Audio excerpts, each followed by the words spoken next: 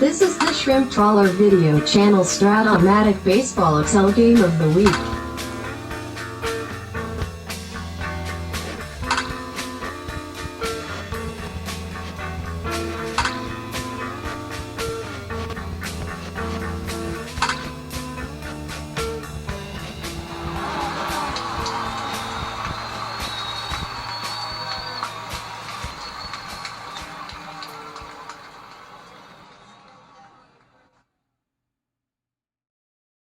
Welcome back, baseball fans, to the Game of the Week, 1977-80 Fall League.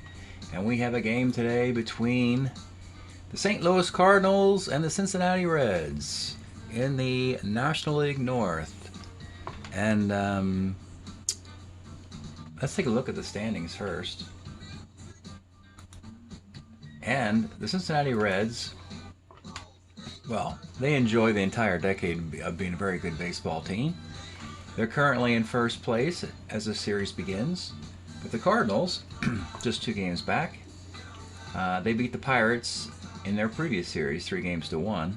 So they put a 2.5 game gap between themselves and the Pirates, and the Cubs at the bottom. The Reds, they made a big blunder last year. Probably the best team in baseball, 76-79 carryover fall league. They would lose to the Padres in the divisional round of the playoffs in shocking manner. But there's been a trade in the offseason, and it has been of Hall of Fame consequences. When we look at the roster of the Cincinnati Reds, Rose, by any other name, is not on the team anymore. Pete Rose was put in a deal, and the guy acquired in a way that history was changed that affected affects 3 franchises. Tom Seaver is the #1 starter now for the Cincinnati Reds. So the Reds did acquire him in '77, but it was a different package involving Pat Zachary and a long laundry list of other players. In the transaction I made, I had Tom Seaver for Pete Rose and a slightly less of a laundry list, since you're talking 2 Hall of Famers, Seaver and Pete Rose. So, for at least 1 year, Pete Rose is a member of the New York Mets, until eventually we'll get him transitioning to the Philadelphia Phillies. To me, I thought this would be a better way of moving talent around in my carryover league than in the way free agency is used in baseball. I have no practical way on how to figure out how to use free agency and just stick all-star Hall of Famers on teams based on who's got money and who doesn't have money. So anyway, Seaver is the ace of this team, but the #2 starter for Cincinnati and one of their 2 1980 players is Mario Soto, and we'll see him today. For the Cardinals, they're doing very well. They have the 1980 Keith Hernandez, runner-up for the batting title to Bill Buckner by a point, I believe. And they have a very good baseball team. So it's Cardinals, Reds from Riverfront Stadium. Today's starting pitchers for the Cardinals, 20-game winner Bob Forsch. Outstanding 1977 card, 20-game winner. He and Steve Trout, the only guys who can pitch on 3 days rest. And they stick John Fulgham in the 2 spot, as Fulgham's more effective than Trout. And Silvio Martinez. And for the Reds, their starter, Mario Soto. We're looking at the reissued 1980 card, the one-sided cards. The opposite side is blank, as all the 1980 pitchers cards looked identical with hits in the 4-4 column, and they put out a set where they moved all the hits around to all the different columns in the cards, and that's what the fans wanted, and that's what they got. Let's get started. From Cincinnati, leading off for the Cardinals, Lou Brock. 57 is a K. Oberkfell, 110. This guy's a center. Templeton, 2-5, grounds to second base. Bottom of the first, Joe Morgan, 49, pops to short. Tom Hutton, 3-6. Let's take a look at Tom Hutton's card. Nice little acquisition from Philadelphia. This card will hit you 309 and be a 1 at first base. Not much power. But here it's homer 1 of 10 double, and Tom Hutton takes one out of Riverfront Stadium. Helps the Reds as he becomes the first baseman where Tony Perez and Dan Driesen were taken by expansion teams. Pete Rose doesn't move to first base for the Reds. He'll be eventually moving to first base for either the Mets or the Phillies. But Tom Hutton's going to stick around for the Reds for at least this year. George Foster, 35, base hit. Johnny Bench, 67, single 1 of 13, base hit. 2 on, 1 out for Ken Griffey, 2-4. That's a 4-6-3 double play, and the inning's over. Keith Hernandez, 58 is a K. Ted Simmons, 1-6, rolls to short. And Ron Fairley, 57 is a K. Nice start for Mario Soto. Jerry Turner, 5'11", bounces to short. This is Templeton, a 2E36. Makes the play. The I ain't startin', I ain't departin' Templetron. Dave Concepcion, 1-9, grounds to short. And with 2 outs, Cesar Geronimo, 67 is a base hit. He's a base stealer. Simmons, 0 on him. I don't normally do a lot of base stealing with base stealers. Let's do one now, just to break it up a little bit. And that's why I don't do a lot of base stealing with base stealers, because they get thrown out. All right, top of the third of a 1-0 game. Ken Reitz, the shore-gloved third baseman, 34, sit by the pitch, and the Cardinals have a base runner. Jay Johnstone, 4'11", skies it in the left. This is Foster, a 3E3 in left field. And he makes the catch, but the runner's going to tag. And so Reitz is at second base. Elliot Maddox, 58 is a K. And with 2 outs, Lou Brock, 38, grounds to third. Bottom of 3. It's Jack Deadblow Hammer leading off. 49, pops to third. Joe Morgan, 4'10", pops to short. And with 2 outs, Tom Hutton, the only offense of the game. 33, grounds to third. Pitcher's duel here in Riverfront. Ken Oberkfell leads off in the 4th. 1-9, and the Cardinals have their first hit. Triple 1 of 10, base hit for Oberkfell. Gary Templeton, his 77 card. Let's take a look at Gary Templeton's 77 card. I ain't starting, I ain't departing. Power, too. 2E36 B Stealer, power both ways. 19 doubles, 18 triples. It's a pretty weird split there. 5'11", bouncer to second X. And it's Morgan with a magnificent defense. Joe Morgan, A1E6 at second base. And that is a 4-6-3 double play. Keith Hernandez, 5'11". Second X. Second Morgan, same thing, yeah. Actually, we have Keith Hernandez 1979 card, where he was hitting .344 and a co-MVP with Willie Stargell. I misspoke earlier about the 1980 card. So yeah, it is the .344-79 card for Hernandez. The 80 cards that the Cardinals are using is John Fulgham in the 2 spot of the rotation. And the other 80 card they're using, I believe, is, let's see, Fulgham. Oh, and Trout, yeah. Fulgham and Trout from the 80 season are who they're using. All right, bottom of the 4th. 1-zip. George Foster. 2-8. Grounds are short. Johnny Bench. 47 is a K. Ken Griffey. 48. Pops to third base. Bob Forsch. Mario Soto. pitching well today in the 5th. It's Simmons, 110, sky's the center. Ron Fairley, 58 is a K. Kenny Reitz, 1-8, single 1-5, lines out.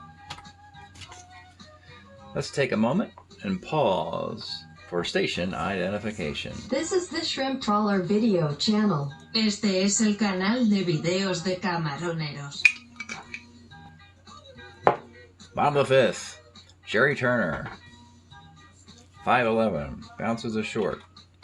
Templeton, 2E36 at shortstop. And he's going to kick that ground ball. Turner's on for Dave Concepcion. 66, off of force, double one, single dot dot. Runners are on the corners for Geronimo. Concepcion has speed, so they have to hold, so they might as well bring the infield up as well. Geronimo, 48, pops the third.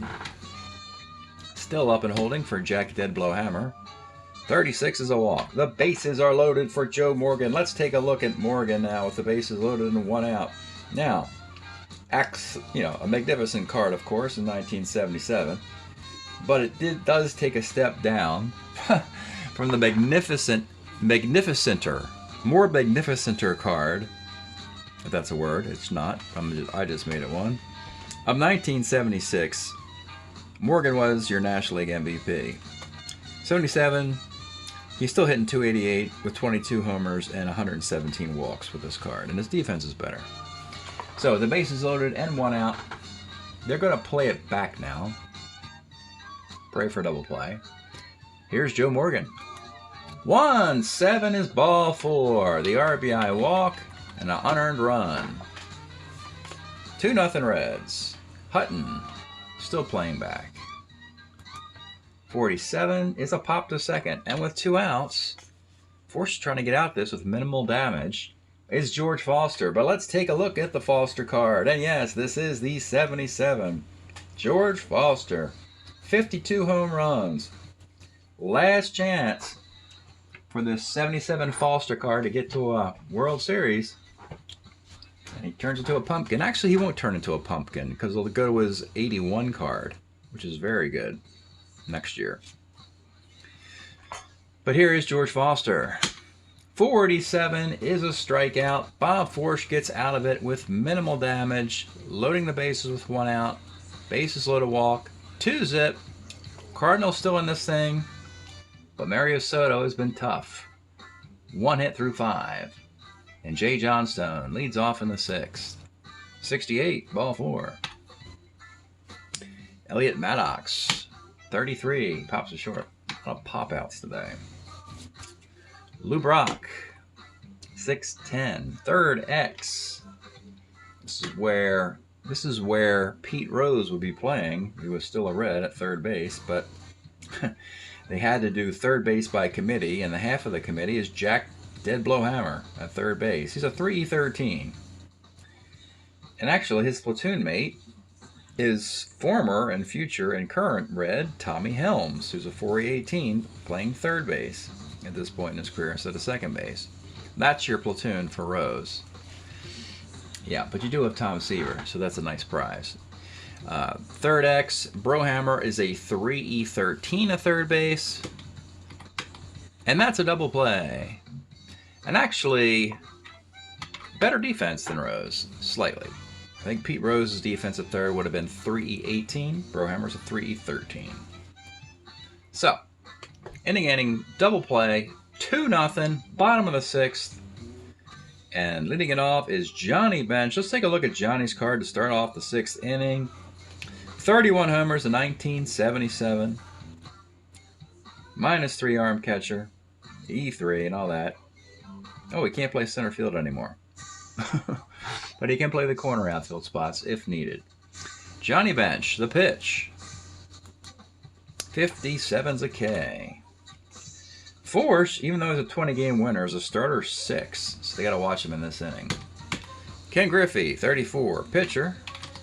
And Jerry Turner, 1-5. Let's take a look at Jerry Turner, plucked off of the San Diego Padre roster and better suited to be designated hitter in a league that embraces the DH in both the American and National League. This is the perfect spot for Jerry Turner. 1-5 is a home run, and it's 3-0 Cincinnati.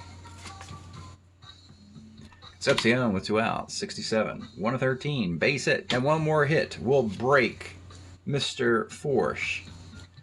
Runner being held on for Geronimo. 1-6 is a sky to right field. 3-0 in the 7th inning. Slight defensive improvement in right field. We'll take Turner out of DH. Put Steve Bry in at right field, except Griffey go to DH. I think puts a 2 in right field, as Soto is going for a shutout and one hitter, as we start the top of the 7th. Ken Oberkfell. Oberkfell, 110 is a sky to center.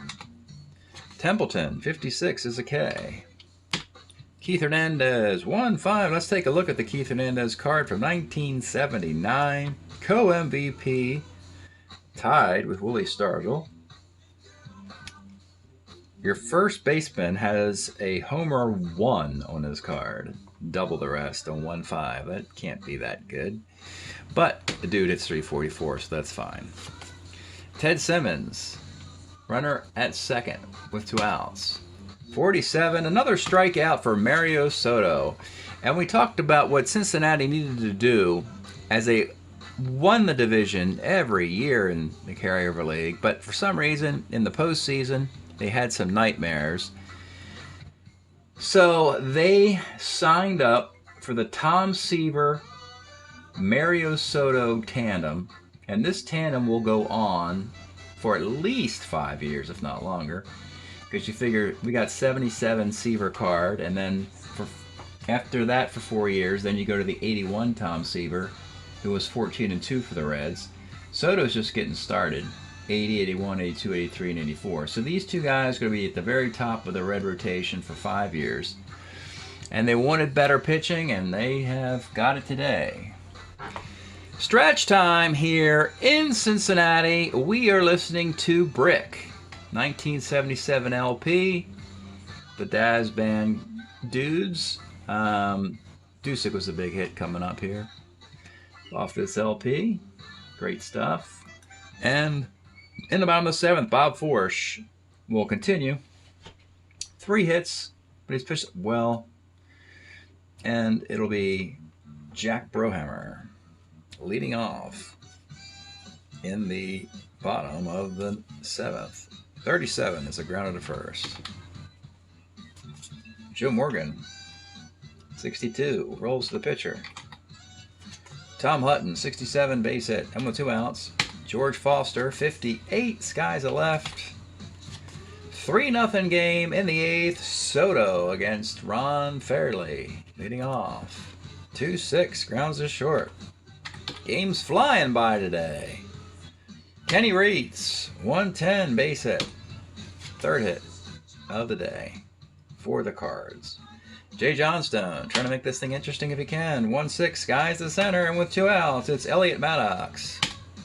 2-10, let's take a look at Elliot Maddox card. Great utility player throughout the decade. Played for the Tigers, Yankees, Mets, Orioles. 78 card with the Mets here. Again, you could see that ability. Great range and arm in center field, but can also play some infield positions. Very versatile player. 210, homer, 1-5, double. He rolls the 1, and it is gone. A 2-run bomb. And suddenly it's 3-2 here in the 8th. Soto was a batter away from breaking, and you got a lefty, Lou Brock. And you know what? We're going to call that a nice day for Mario Soto. Take him out so he can't absorb a loss. Things go sideways. The Cardinals have some lefties coming up. 3, 4 out of the next 6 hitters. So we're going to go Dave Tomlin. Out of the Cincinnati bullpen, Dave Tomlin here. 79, 2-2 with a 2.64 ERA. For a 79 Reds team that won the National League West. So here he comes on in the 8th inning. to face Lou Brock, who doesn't hit lefties well at all, and they're going to send a pinch hitter up for him. Batting for Lou Brock, another very capable outfielder, Jerry Martin. Let's take a look at him, and you see the power numbers. Taken off of the Phillies. This is a 78 card. Also, Jerry Martin did play for, I think, the Cubs and the Royals in this era. So it's a nice acquisition for the Cardinals. Stealing it from division rivals and so forth. So, Jerry Martin to bat here in the 8th inning against Dave Tomlin. The pitch. 49 is ball 4. And now you got Oberkfell. Let's take a look at Oberkfell. Another very versatile guy. Can play 2 infield positions well, and mostly known as a left-handed batter to hit lefties better than righties. Here he's got a ton of walks against lefties. The pitch to Oberkfell. 2-7 is a strikeout. Tomlin gets out of it. All right, bottom of the 8th, and the Cardinals are going to go to their pen as well. They're going to go straight to their closer, Steve Mangori here, acquired from Kansas City. Another outstanding year. He had some great years, 71, 78, most of the decade he was very good. Mangori comes on in the 8th inning as bench does not hit lefties nearly as well as righties. And they also have Murphy in this inning. So, the pitch to Johnny Bench. 2-7 and single 1-3. Line out to short on a 5. He lines out. Only has hits on 7 through 10 against lefties. That's not very good at all. Ken Griffey. 3-10. Flies to right. And Steve Bry, the defensive replacement. Acquired from the Minnesota Twins, or Milwaukee Brewers, one of them. 58. Skies to left field. Will go to the 9th inning. Dave Tomlin to face Templeton Hernandez. And then after that, we'll see if we go to their closer, Doug Bear. Bear is known as a righty who does pretty good against lefties normally. And they've got some switch hitters like Simmons coming up. So let's see what Dave Tomlin can do here in the 9th. Gary Templeton leads it off. 56 is a bouncer to second base. This is Morgan a 1-6, and yeah, no luck there. Keith Hernandez. 47, double 1-8, single is a base hit off of Tomlin. C-stealer. You got Simmons and then Fairley. You know, a funny thing is Fairley hits lefties all right. Simmons. Let me just take another examination of Doug Bear. Oh, let's do it this way. Tomlin's taken off the hook. He can't get a loss here. So Tomlin will leave after getting a couple batters out in the 8th and 9th inning. And Doug Bear needs to get 2 more outs for a Reds victory. He'll come on to face Ted Simmons and Ron Fairley. In the 9th, with a tying run at first, the pitch to Ted Simmons. 2-9, let's take a look at the Ted Simmons card.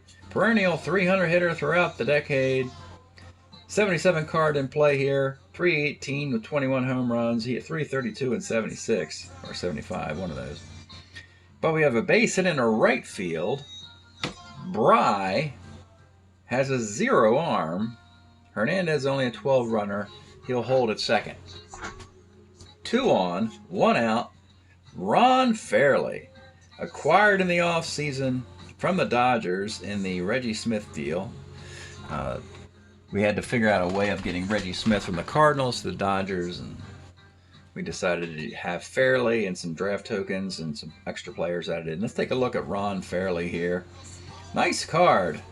And trivia question, who was the Toronto Blue Jays' first All-Star? And this is your answer. Ron Fairley. I believe to complete the trivia question involving Canadian baseball clubs, who was the Montreal Expos' first All-Star? There you go, Mr. Fairley. All right, here it is. 2 on, 1 out. Ron Fairley against Doug Bear. The pitch.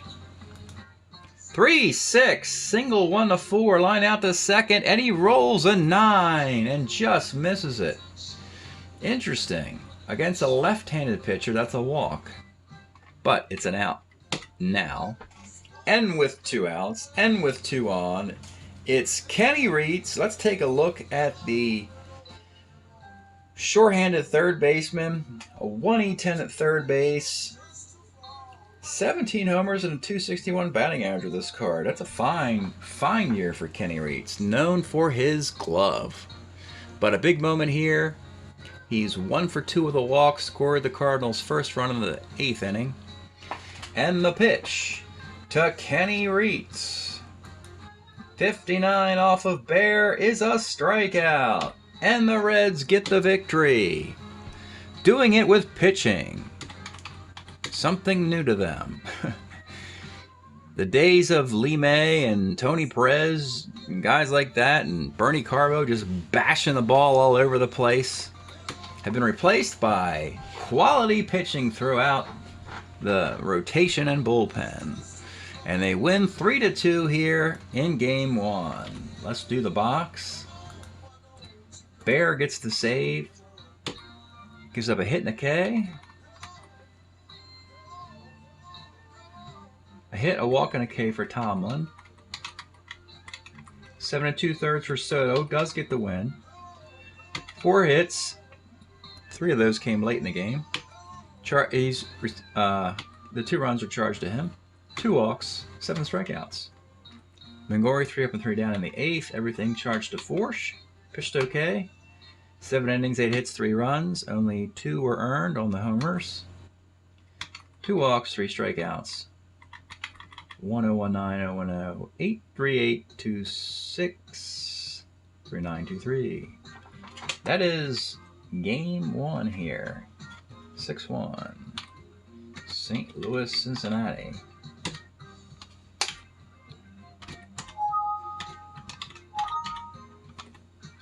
And the Reds pick up a game. Increase their lead in the National League North. Take a look at the team's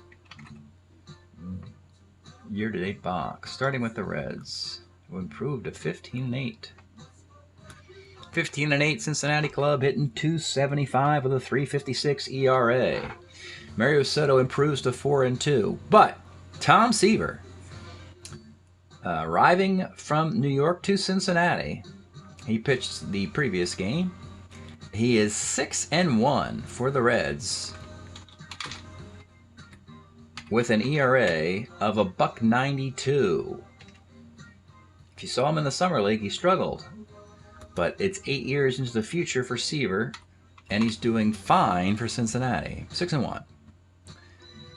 And the 275, 356. Big year, of course, for Foster. He's got 7 homer, 24 RBI in 23 games. Nice year for Foster. Playing to that MVP level he played to in 77. Now the Cardinals fought 11-10, but they're hitting .282. We know they would hit during this era with guys like Hernandez and Templeton and Oberkfell, Ted Simmons. We know this team is loaded with bats. ERA is 4.05, and no pitcher has more than 2 wins. Bob Forsch falls to 2-4. And offensively, Gary Templeton's 30 for 95, leading the club in hitting. So, the league has played now 331 games, hitting .270 with a 4.12 team ERA. I will play the rest of this series, and at the end of the video, give you that result. Thanks for tuning in. We'll see you next time. All right, folks, after winning Game 1 in Cincinnati, in game number 2, the Reds, they couldn't do it again. They had Bob Alchinko, the number 3 starter, going against John Fulgham.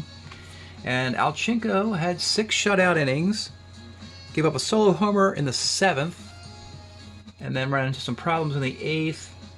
Ron Davis came out of the Red bullpen, didn't help much. 4 total runs for the Cardinals. A solo homer in the 9th for Johnny Bench made it close, 4-2. Mangori gets the save for John Fulgham, gets a win. Actually, Roger Moret gets the win, as Fulgham got a no decision. But it's a 4-2 victory for the St. Louis Cardinals, splitting 2 games in Riverfront in Cincinnati. But Game 3 in St. Louis, they give it right back. Steve Trout for the Cardinals, Joe Price for the Reds, a couple lefties. The Reds score individual runs in the first and second inning.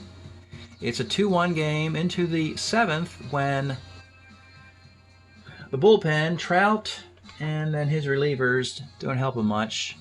Walks to Concepcion Griffey, 2 sac flies in the same inning. Final score here, the Reds win 5-2. Dave Tomlin gets a save. Joe Price gets the win. Trout gets the loss. And the Reds reclaim home field that they lost in Game 2. And then in Game 4, the stage is set for Tom Seaver having a hot start to win a Game 4 on the road and win this thing 3-1 and really help the Reds' cause. And he delivers in fine fashion. 7 2/3 innings for Seaver. 1 hit through 7, and the single was a single 1 of 13 off his card. The batter rolled a 13. That's how close it was to a no-no through 7. A couple runs in the 8th. Bullpen, Tomlin and Doug Bear finish it off. He beats Silvio Martinez 5-2. The Reds did all their damage in 1 4th inning. 5-2 victory for Tom Seaver, his 7th win of the season. And by winning the series 3-1 now, the Big Red Machine finds themselves now with a 4-game lead in their division. So look for the Reds again in the postseason. But hopefully this will be the first time that they'll have Tom Seaver anchoring their postseason pitching staff. Thanks for checking it all out. We'll see you next time.